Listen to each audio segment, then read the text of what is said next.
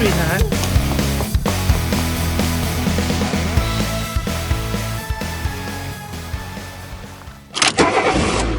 What's up, everybody? Anthony here, SpecialtyMotorcars.net.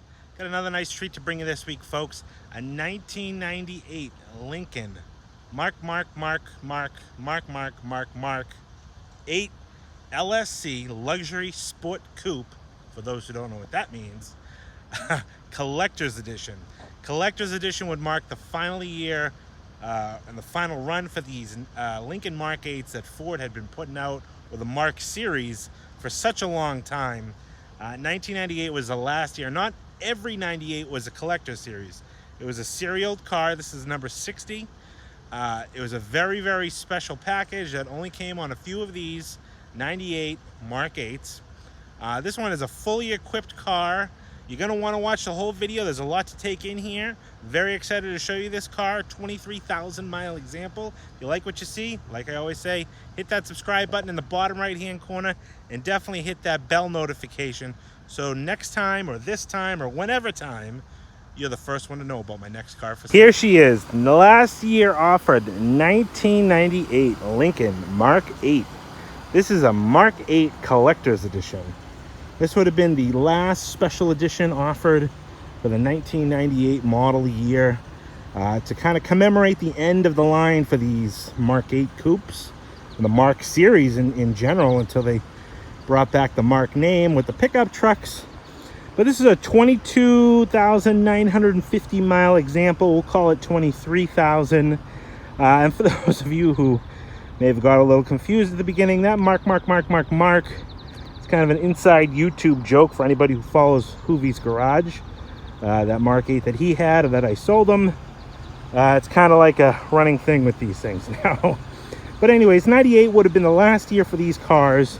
Probably Cadillac's closest competitor to the Eldorado, the Touring Coupe, or the Sport Coupe, or the ESC or ETC, however they designated those cars. I'm sure by 98 Cadillac probably already knew that just in a few years they'd be discontinuing their coupe as well.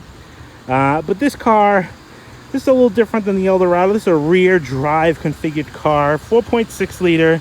This car is an absolute sleeper, it really is. A 23,000 mile example. Kind of got a little bit of a history, so you're going to want to tune in for this whole video. Got a lot to dish out on this one here. This car was bought by a customer of mine last fall. He bought this car at Mecum. So now if there's any, we'll say, lesson to be learned here for future Mecum auction buyers, and I'm not trying to diss Mecum because they didn't know, but this car was sold through Mecum. He paid a small fortune for this car, and then this car, you know, he didn't quite like the car, sent it to me for consignment along with another car that he had that I have already sold. When I got this car, I was pleasantly surprised to see what I would have thought would have been a perfect collector's quality Lincoln Mark 8 to be a really nice Lincoln Mark 8 that had some pretty poor quality paintwork, we'll go with. I don't know what the story is with this car. He doesn't know what the story is with this car. He acquired the car. It was supposedly a one-owner car. I did run the Carfax on this car just to find out. There was some vehicle damage reported early in the car's life when it had about 13,000 miles. And the same owner owned it up until recently, when supposedly, as the story goes, his daughter inherited the car and she sent it to Mecum. Well, my customer bought this car over the phone, did not see the car in person, bought the car over the phone, and when he got the car, well, I don't think he's much of maybe a car guy to find out or to know, but when I got the car here, I could slowly peel back the onion layers and find out that this car has had a little bit of a history in a body shop. As transparent as I can be here, I don't believe this car was in any kind of collision work, or like a collision. I believe the car had some sort of cosmetic restoration, and unfortunately, the body shop that it was brought to was probably a less than quality one. I'm going to show you a few things. Obviously, it's hard to show on camera the quality of the paint. It looks good. It's white. White always looks good in camera and on a lens, but I'm going to point out a few things that shows me that this car has had paint work, that this car has had some type of repairs done to it. You know, one of the big things is you can see some of the gaskets here along the window. Now this is kind of common. These all do this on these Mark 8s, unfortunately. But if you come up to the top here, you can see, even where it does the wrinkling, the lasagna effect, you can see there's a paint line on this molding. There's a little bit of paint lines on some of the other window moldings. It's really throughout the car.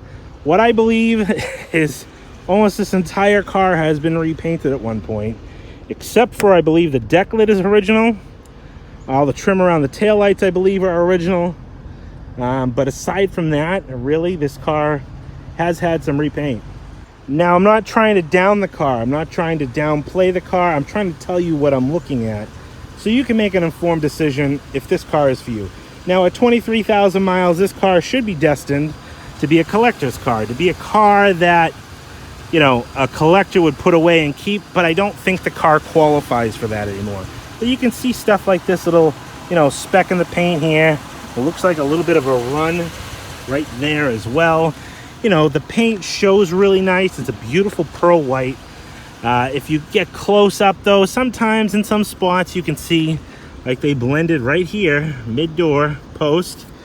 You know, just probably poor quality when it comes to, you know, thoroughness. A few little marks on the door strip here, the door edge. You know, stuff like this here. You can see a door chip that obviously was painted over, and then just above that you can see a little bit of paint edge. Again, here on the quarter window you can see the same edge. You come over here and you can see up on the roof here is the same effect on the rear window molding. There was, it looks like, a repair on this quarter panel here, because you can see a little bit of a blend. So I don't believe they painted the bottom of this, but they blended on the top, and they did a pretty poor job, if you ask me. Even up here, this is probably the worst part of the whole car as far as amateur paint work. Now, I can't see any old body work or sand scratches. I mean, nothing that sticks out really. But again, I'm trying to be as transparent as I can. Got a beautiful set of chrome wheels. She's got beautiful taillights, but you can see inside there, you know, that's all, unfortunately, paint. They should have taken taillights out. They should have taken trim off, but I don't believe they did. The neon taillight works perfectly. Brake light and for a running light. All the bumper is in really good shape over here. Again, the paint is nice and smooth. It looks good. It just, you know, around the edges, inside the jambs here, nice and clean over this side. Again, another nice directional saw blade style wheel. You know, if you just get real up close, you can kind of see. And I don't want to sell this car to somebody who has been looking for one of these forever and says, this is the one, it's only got 23,000 miles. I want to spend all my savings or cash in or whatever you're going to do to buy one of these. You can even see a little bit on this window molding here that there's a little bit of a paint edge. So the roof's been painted, the quarters have been painted, the doors have been painted. You know, it shows well, nice and straight down the sides. You know, the mirrors are all in nice shape. I think the mirrors, I mean, I'd assume they probably have been painted. You know, inside the jambs here, nice and clean. Another nice 16-inch chrome directional wheel. You get up on the hood, you can see some, you know, dirt or, you know, imperfections in the paint. But when I pop the hood and show you under the hood, the fenders are original. They still get the VIN tag on them. There's no signs of tools on the bolt cover or the bolts. You know, but you look up at here and the headlights have paint edge on them. And it looks like at some point the headlights may have had some water, a little bit of condensation on this side after I just washed it. But just look at stuff like this. So this is what's going to set this car, unfortunately, away from a collector's quality car and make this a nice driver. Oddly, you look at the grille, this side it looks perfect. You look at this angle, there's paint flake on the inside of the grille there. Same on this headlight. You get a little bit of an effect. You know, they should have just pulled the headlights out, but they didn't. And again, inside the headlights there, you can see signs that, you know, the seals probably leaked at some point. Nice and smooth paint. You know, it's a real hard car to describe because at 23,000 miles, you'd expect it to be an absolute gem. But something happened in this car's life. I don't know if it was a vandalism. I don't know if the car, you know, sat under a tree and a tree dropped, you know, I don't know, a branch on it or something. I really think it was cosmetic repairs. And unfortunately, it's just the wrong body shop was the one who handled this. But it is what it is. I pointed out the car for what it is. The interior is absolutely beautiful on this car. The car runs and drives beautiful, like a 23,000 mile car should. So I'm selling it to obviously help my customer out, which in this case is probably going to lose a boatload of money. But I'm trying to find someone who's going to appreciate this car, drive it. They're going to buy a nice low clock, well shown Lincoln Mark VIII Collector's Edition for an affordable price. Let's take a look inside. You're going to really like the inside of this car. We're going to take her for a spin, and we'll get her out on the road and show you what she's all about. All right, let's get inside this 98 Lincoln Mark VIII and show you what it's all about inside this 23,000 mile example. Now, the Collector Series, I believe they were making about 13-ish hundred of these cars. And as you can see here, all inside the door jambs, they have a very special gold sticker. This car was number 60, I believe, of 1,300 and change of these special Collector's Edition Mark VIIIs. Now, there's a few other things throughout the car that signify it's a Collector's Edition. Obviously, the badging on the door. I believe these black Lincoln centers are specific to the Collector's Edition. Also, there would be some wording. This one is slightly worn. I'll show you on the other side, but it says Collector's Edition there. The floor mats say Collector's Edition.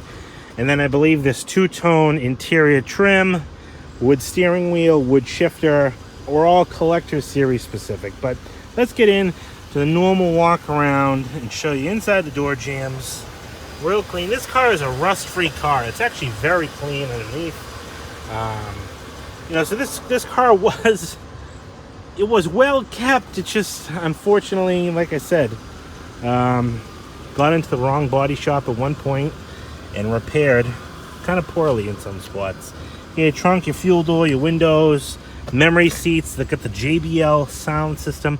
I absolutely love how the dashboards really feel like a cockpit. You know, there's really no better way to describe this car as like an airplane cockpit, you know, where the dash wraps around, the instrument cluster comes down with the center stack and kind of just really encapsulates you with luxury. The high bolstered seats here, a little bit of wear on the driver's side here from getting in and out, you know, some natural creasing in the leather here, you know, but it's got the embroidered Lincoln star. And the real cool thing about these Lincolns that the Cadillacs didn't do, it's got an automatic power seat that if you slide it forward, it opens up that back seat so your back seat passengers can get in and out with ease, which I think is absolutely cool and really a great idea. It's got a big center armrest in the back. You can see here that two-tone interior follows in the back. Nice carpeting in the back as well. Get the seatbelt out of the way.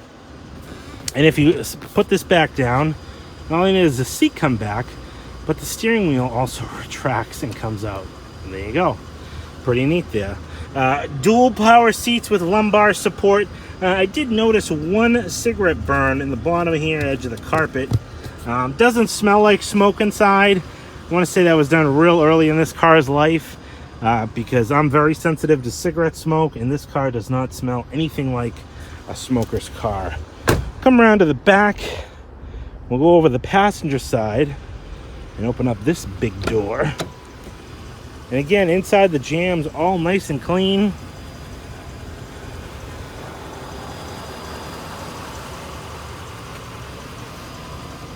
Even all up in here, really clean.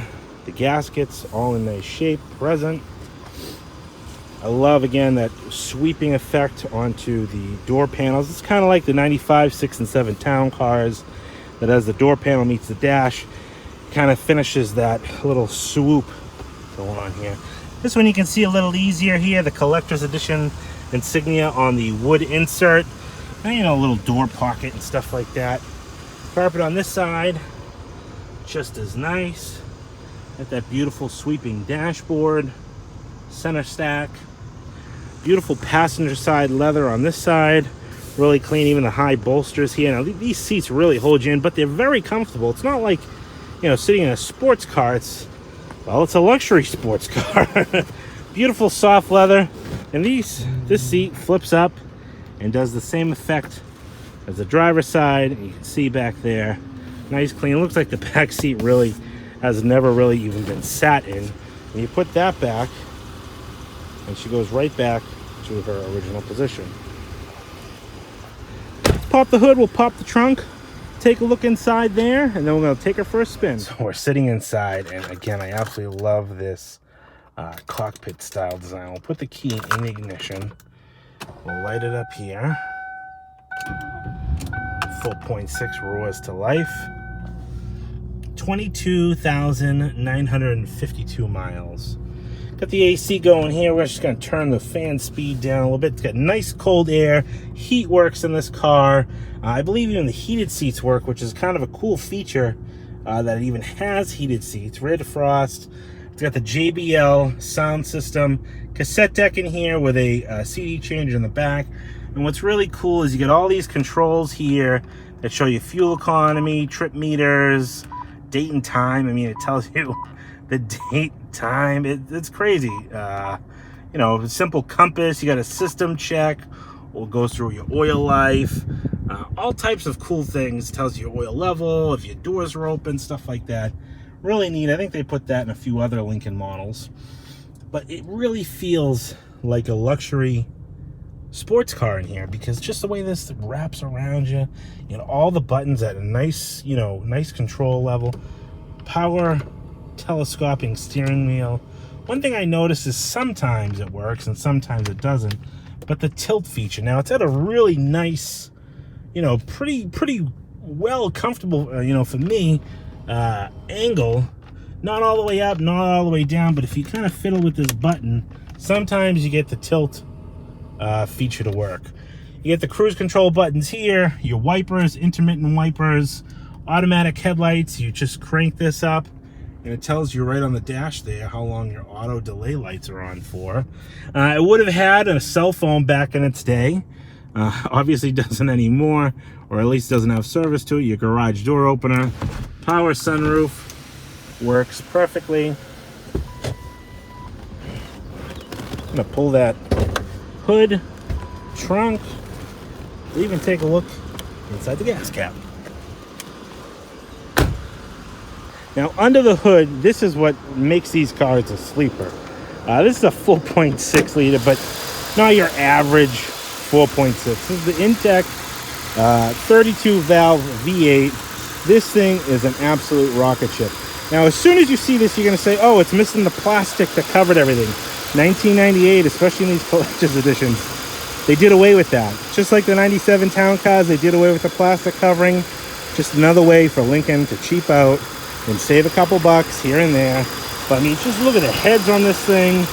Really clean, you know, very minimal surface rust on a few components, you know, but a really clean car under the engine bay.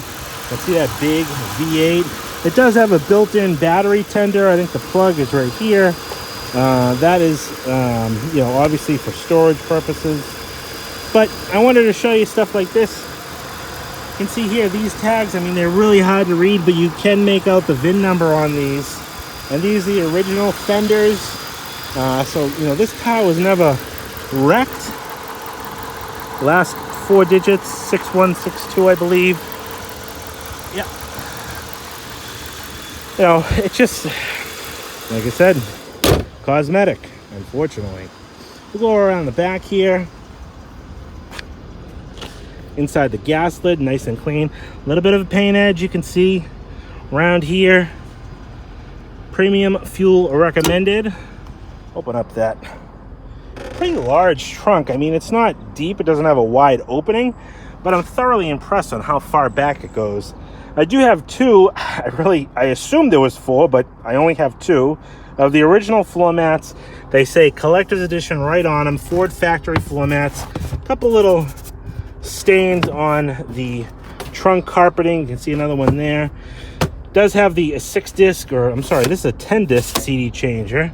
Little compartment over here shuts off your air ride suspension. This car is still on factory air ride.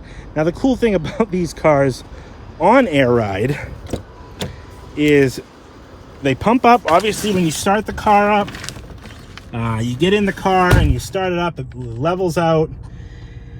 But then when you're driving, if you're driving on the highway, these cars level down to make it more aerodynamic, which is absolutely insane for a Lincoln to do something like that in 1998. I absolutely love the thought of cool stuff like that, and it's really cool to have this car still on the air ride. The last two that I had, the one that I sold Tyler Hoover, and the red one that I had about a year ago, maybe a year and a half ago, both of them were converted over to coil springs, but nice solid feel. Let's get this thing on the road. Now, one mechanical defect that this car has, and I promise that's the last defect I'm going to tell you about, is when you hit 10 miles an hour, the car goes to its ABS traction control check, and you get an ABS light that pops up there, a little warning light, and then it shows up here, traction control is off. I simply hit reset. The light stays there, the readout shuts off, and that is one thing that the car is being sold that way. Now, like I said before, my customer bought this car at Mecum Auto Auctions, and I'm not knocking Mecum, they just sell cars. But this is just another reason of why, you know, if you can't be in person, not everything is what it is in just 5 pictures. You know, you go on Mecum's website and you can see pictures of this car, and they had like 5 pictures. And you're never going to get this true understanding of the condition of the car. So you buy a car like that off of 5 pictures. That's why I put so many pictures on my website. I even make these videos to really explain the condition of this car, so that if you can't come here and see it, I can give you the next best thing. And really, that's too bad, because when these cars go across Mecum's floor, you get the bright lights, the camera, the excitement, and that's what happened. And that's what happened with this car. And I have another friend, actually, who bought a classic car and totally got bamboozled. Was nothing that he expected it to be. Way overpaid once he got the car back. You know, and after you pay your fees and stuff like that, you know, you're really invested into these cars. I don't want that. That's why I'm showing this car for what it is. I was slightly disappointed. I really wanted this car to be an absolute perfect car that I could really say, hey, check this out. But on the other side, you know, this car is going to be able to be afforded by a lot more people. It probably won't go, like I said, to a collector who's going to tuck it away and cherish it for its entire life. But someone who's always wanted one of these cars and wants a, you know, relatively really nice version with a low miles, doesn't mind doing a little bit of, maybe if you want to do some cosmetic wet sanding and buffing, you know, this is going to be the one for you. So, gonna take her for a ride here. We're gonna get back to the shop. She drives absolutely, you know, perfect. Ice cold air conditioning. She runs out nicely. She's got real chunky tires on it. I'm really excited to find this car a new home, you know, for my customer. And then, you know, I haven't had one of these. I'm super excited to even be driving this car, because the last one that I had, I think I had both of them there in the winter time. I really didn't even get to drive them and enjoy them. So this one is quite nice, especially being on all 4-corner air ride suspension and it working 100%. No faults or anything like that, or crazy suspension lights. You know, this thing just performs like it's supposed to. And she's got some get up and go. Oh yeah, baby. Gentleman's hot rod. Anyway, so this car is going up for sale. My name is Anthony, 978-930-1004. I appreciate you tuning in for the whole video here. Now, one of my problems I have with this car is, how do I price this car? This car could be a car that, hey, you know, I want to buy this car and, you know, I'll give you this for it. I could throw a number out there. My customer knows he's going to lose money on this car. He's well aware of that. He's ready to do that. Obviously, I want to lessen the burden for him, so I'm looking to get him a fair price for him and a fair price for my customer who's purchasing the car. So give me a call. Let me know if you have any interest in this car. Make me an offer on this car. And if you have any questions about it, if you want more pictures or something, anything I can do to help, I'll be more than glad to do so. So I'm kind of leaving this one in your hands. Let me know. Give me a phone call, shoot me a text message, 978-930-1004. Let me know what you want to pay for this car. If I can get, an agreeable number between the two, we'll get this car sold, get this car rehomed, and, moving on down the road. I appreciate everybody for tuning in. Thanks again for watching. My name is Anthony, SpecialtyMotorcars.net. We'll talk to you on the next one. What's up, everybody? Anthony here, Specialty Motorcars. God